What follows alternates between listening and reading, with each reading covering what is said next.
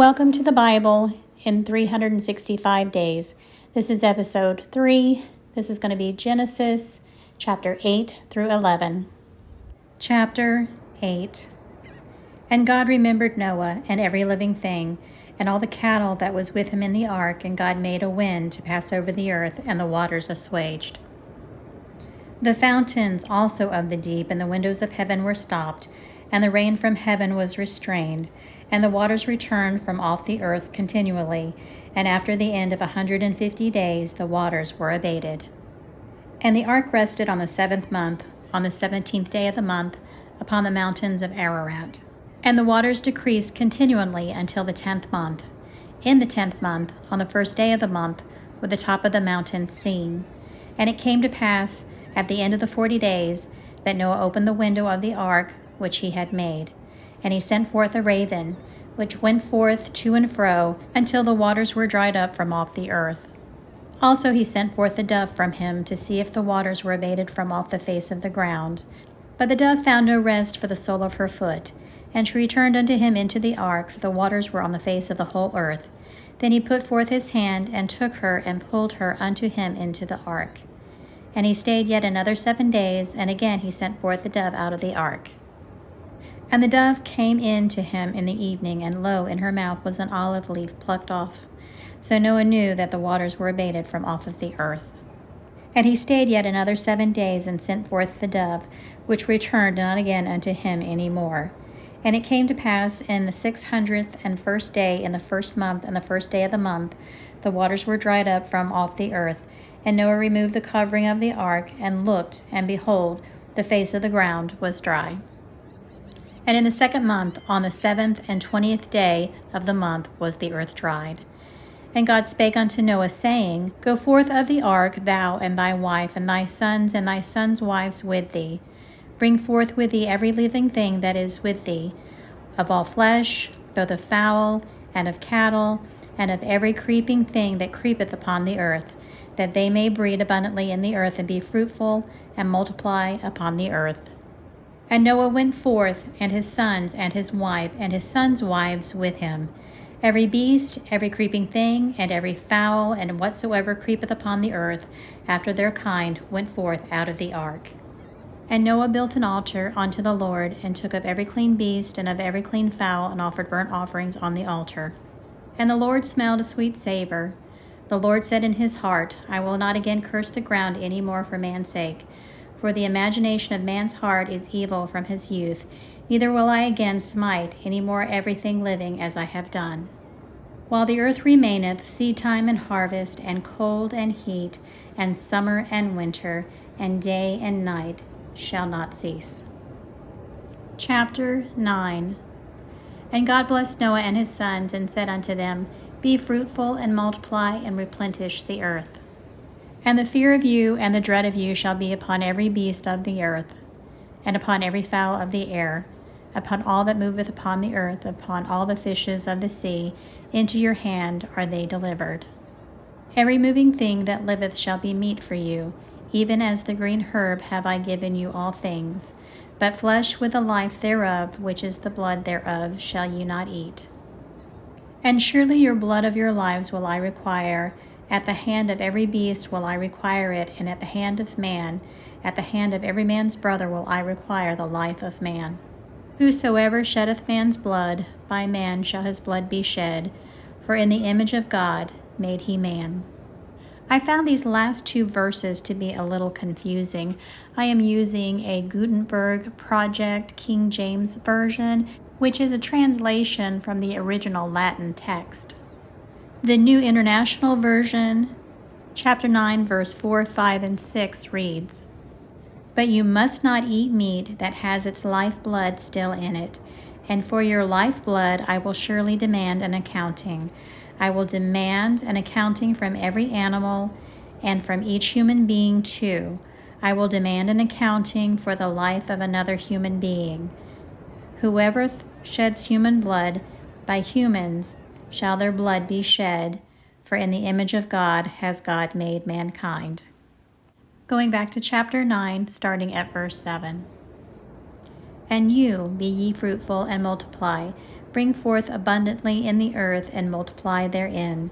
And God spake unto Noah and to his sons with him, saying, And I, behold, I establish my covenant with you, and with your seed after you, and with every living creature that is with you, of the fowl, of the cattle, of every beast of the earth with you, from all that go out of the ark to every beast of the earth.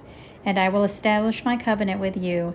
Neither shall all flesh be cut off any more by the waters of a flood, neither shall there any more be a flood to destroy the earth.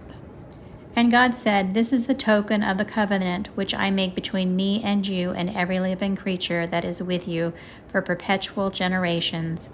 I do set my bow in the cloud, and it shall be for a token of a covenant between me and the earth. And it shall come to pass, when I bring a cloud over the earth, that the bow shall be seen in the cloud. And I will remember my covenant, which is between me and you and every living creature of all flesh. And the waters shall no more become a flood to destroy all flesh. And the bow shall be in the cloud, and I will look upon it, that I may remember the everlasting covenant between God and every living creature of all flesh that is upon the earth. And God said unto Noah, This is the token of the covenant, which I have established between me and all flesh that is upon the earth. And the sons of Noah that went forth of the ark were Shem and Ham and Japheth, and Ham is the father of Canaan. These are the 3 sons of Noah, and of them was the whole earth overspread. And Noah began to be a husbandman, and he planted a vineyard, and he drank of the wine, and was drunken, and he was uncovered within his tent. And Ham, the father of Canaan, saw the nakedness of his father, and told his 2 brethren without.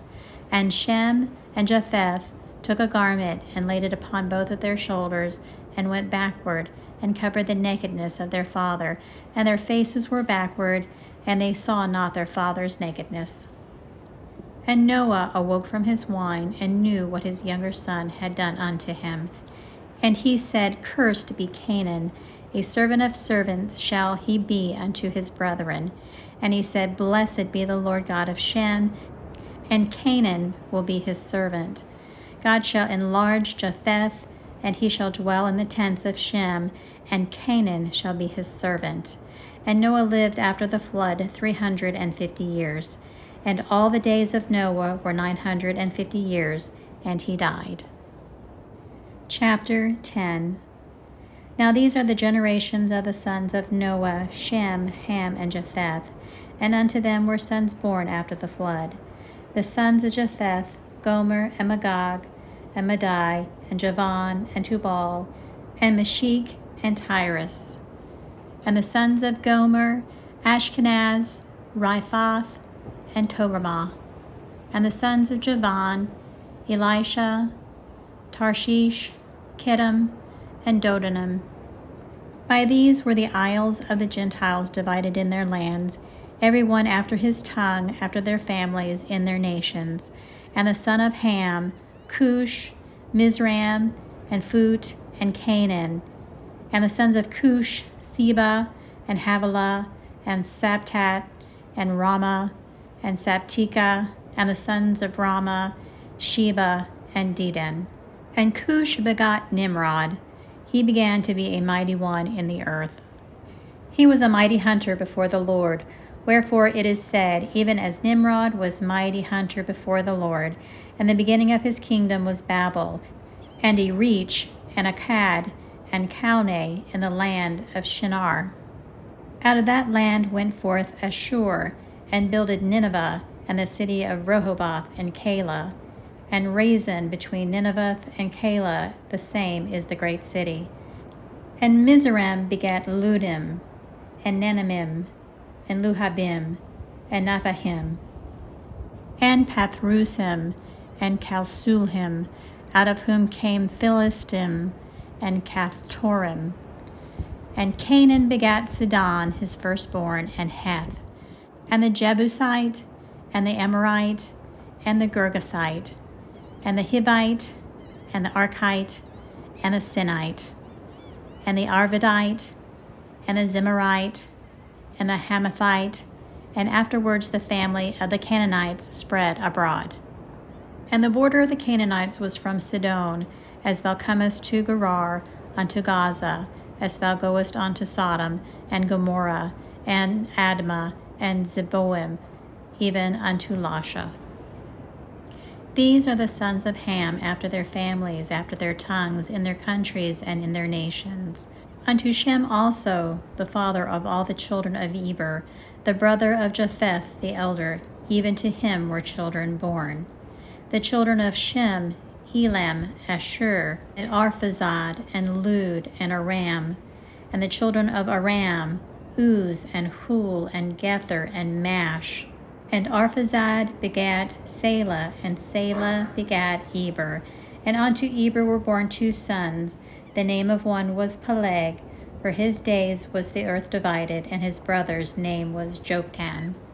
And Joktan begat Almodad, and Sheleph, and Hazmarmoveth, and Jerah, and Hadaram, and Uzal, and Diklah, and Obal, and Abimael, and Sheba, and Ophir, and Havilah, and Jobab. All these were the sons of Joktan. And their dwelling was from Mesha, and thou goest unto Sephar, a mount of the east. These are the sons of Shem, after their families, after their tongues, and in their lands, after their nations. These are the families of the sons of Noah, after their generations, in their nations, and by those were the nations divided on the earth after the flood. Chapter 11. And the whole earth was one language, and of one speech. And it came to pass, as they journeyed from the east, that they found a plain in the land of Shinar, and they dwelt there. And they said one to another, Go to, let us make brick, and burn them thoroughly. And they had brick for stone, and slime they had for mortar. And they said, Go to, let us build us a city, and a tower whose top may reach into the heavens. And let us make us a name, lest we be scattered abroad unto the face of the whole earth. And the Lord came down to see the city and the tower which the children of men built. And the Lord said, Behold, the people is one, and they have one language, and this they begin to do, and now nothing will be restrained from them which they have imagined to do. Go to, let us go down, and there confound their language, that they may not understand one another's speech. So the Lord scattered them abroad from hence upon the face of all the earth, and they left off to build the city. Therefore is the name of it called Babel, because the Lord did there confound the language of all the earth, and from thence did the Lord scatter them abroad upon the face of all the earth. These are the generations of Shem. Shem was 100 years old, and begat Arphaxad 2 years after the flood. And Shem lived after he begat Arphaxad 500 years, and begat sons and daughters. And Arphaxad lived 35 years, and begat Salah. And Arphaxad lived after he begat Selah 403 years, and begat sons and daughters. And Salah lived 30 years, and begat Eber. And Salah lived after he begat Eber 403 years, and begat sons and daughters. And Eber lived 430 years, and begat Peleg.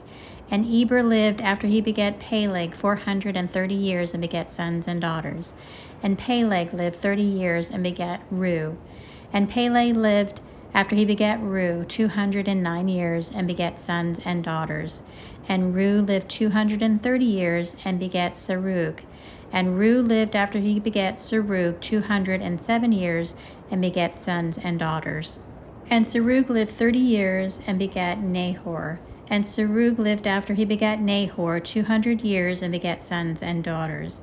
And Nahor lived 29 years, and begat Terah. And Nahor lived after he begat Terah 119 years, and begat sons and daughters. And Terah lived 70 years, and begat Abram, Nahor, and Haran. Now these are the generations of Terah. Terah begat Abram, Nahor, and Haran. And Haran begat Lot. And Haran died before his father Terah in the land of his nativity, in Ur of the Chaldees. And Abram and Nahor took them wives.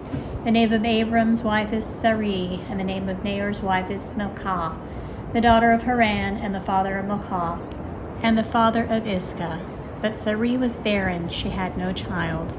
And Terah took Abram his son, and Lot the son of Haran, his son's son, and Sarah his daughter-in-law, his son Abram's wife, and they went forth with them into Ur of the Chaldees, to go into the land of Canaan, and they came into Haran, and dwelt there. And the days of Terah were 205 years, and Terah died in Haran. Some of those names and those verses were pretty tough, but we somehow made it through. So thank you again for sticking with me. Hope to see you on my next episode.